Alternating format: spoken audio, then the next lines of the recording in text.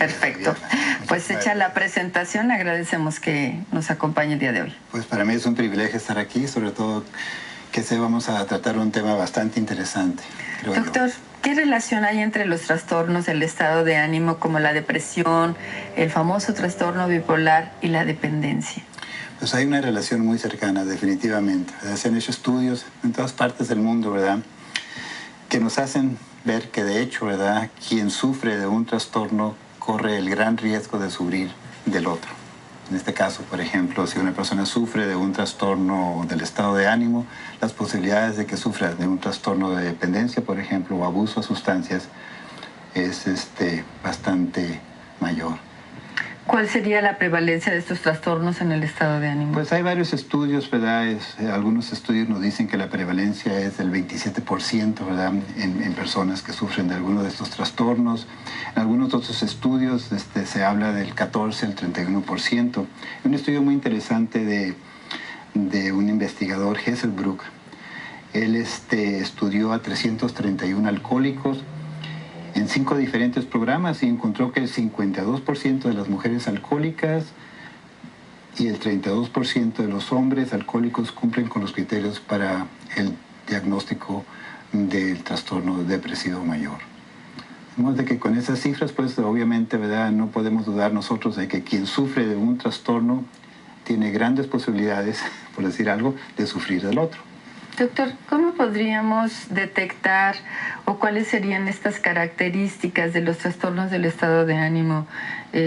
Podemos verlo ya muy claro, quizá a lo mejor en una persona adulta, pero ¿cómo detectar? ¿Se empieza a notar desde la adolescencia? Sí, claro, ¿verdad? Cuando hablamos nosotros de los trastornos del estado del ánimo, estamos hablando de varios trastornos, no solamente del trastorno depresivo mayor, la depresión entre comillas, sino también estamos hablando nosotros de los trastornos bipolares.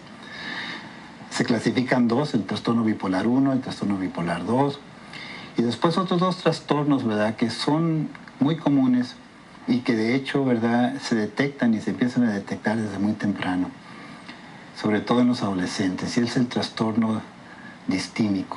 ¿Qué es esto? Este trastorno, ¿verdad?, es un estado de ánimo depresivo de carácter crónico, que se manifiesta por síntomas pues clásicos de la depresión, como el sentirse demasiado triste, sin entusiasmo, sin ganas de hacer cosas, sin energía, etcétera, etcétera. Algunos problemas probablemente relacionados pues al sueño, cambios de apetito, en fin. Estos trastornos, ¿verdad?, se les denomina de esta manera porque por lo general después de su inicio se mantienen a un grado de llegar a ser crónicos. Hay casos en donde, por ejemplo, a la persona se le pregunta, bueno, ¿y desde cuánto tiempo tienes tú sintiéndote de esta manera? ¿Esto es una enfermedad, doctor? Es una enfermedad, sí, y la persona responde, pues desde que yo me acuerdo, desde que era niña. Lo que quiere decir, pues, que tenemos que tener mucho cuidado y estar pendientes precisamente de esos síntomas asociados con la depresión en las criaturas, en los niños jóvenes, en los adolescentes, porque si no se atiende, ¿verdad?, entonces se puede llegar a sufrir o tener una enfermedad de carácter crónico como es la distimia, así se le llama. Y la ciclotimia sería el trastorno bipolar, pero a un nivel menos severo, menos grave, ¿verdad?, en donde también la criatura, sobre todo, empieza a manifestar cambios del estado de ánimo. Un día puede estar muy contento, muy alegre, muy entusiasta, y 2 días después probablemente se encuentre deprimido, triste, sin ganas de hacer cosas, falta de interés en las cosas que le ocasionaban placer, etcétera, etcétera. Los síntomas clásicos de ambos trastornos o de ambos estados de ánimo, por decir algo. Si nosotros vemos alguno de estas características que usted está mencionando, ¿es momento de llevarlos a un médico? Claro, definitivamente, ¿verdad? A un psicólogo, a un médico, inclusive al médico general, ¿porque no? Alguien que los evalúe, ¿verdad?, y que pueda determinar si de hecho, ¿verdad?, existe un problema que requiere de atención. ¿Por qué recurren este tipo de personas al abuso de drogas? Bueno, muy interesante, y hablamos ahora sí ya pues de la relación, de la asociación que hay entre este tipo de trastornos del estado de ánimo y los trastornos relacionados a sustancias. Porque recuerden que muchas veces, ¿verdad?, la persona que sufre de un trastorno del estado de ánimo, son tan severos los síntomas, son tan graves los síntomas, que busca la manera de cómo aliviar dichos síntomas.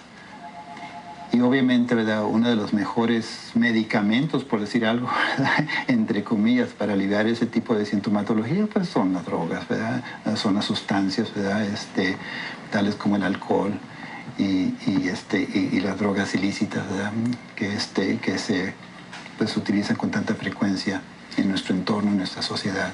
Para resumir, doctor, ¿de qué manera se puede ayudar a las personas que tienen estos problemas?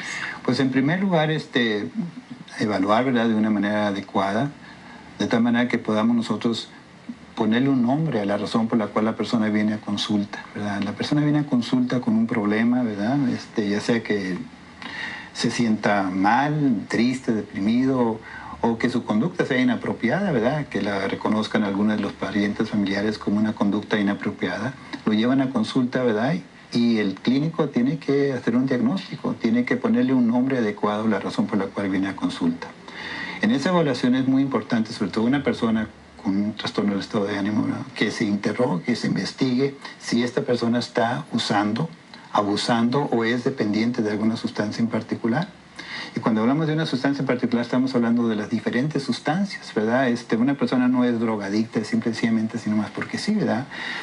Una persona es dependiente de una sustancia en particular y esa sustancia necesita ser atendida de una manera muy específica. Por ejemplo, ya nomás para terminar, porque estamos cortos de tiempo, pero una persona que es adicta, por ejemplo, entre comillas, ¿verdad?, que depende de la cocaína, ¿verdad?, por lo general, después de un atracón, por decir algo, ¿verdad?, pues va a empezar a manifestar sintomatología, ¿verdad?, de carácter depresivo.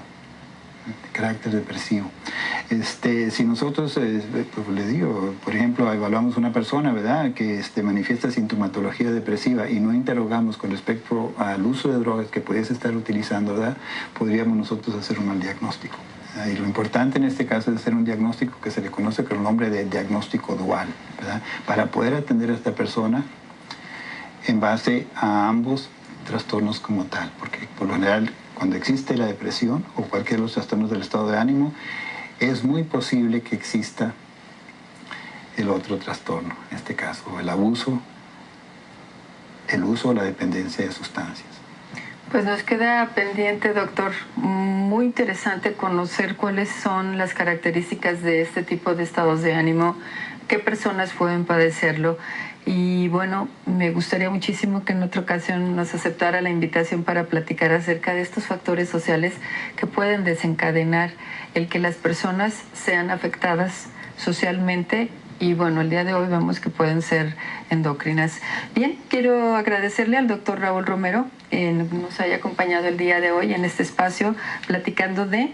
Y aquí está apareciendo el número de teléfono de Comente, que es el centro que desde hace 4 años ha estado fungiendo como terapeuta cognitivo-conductual.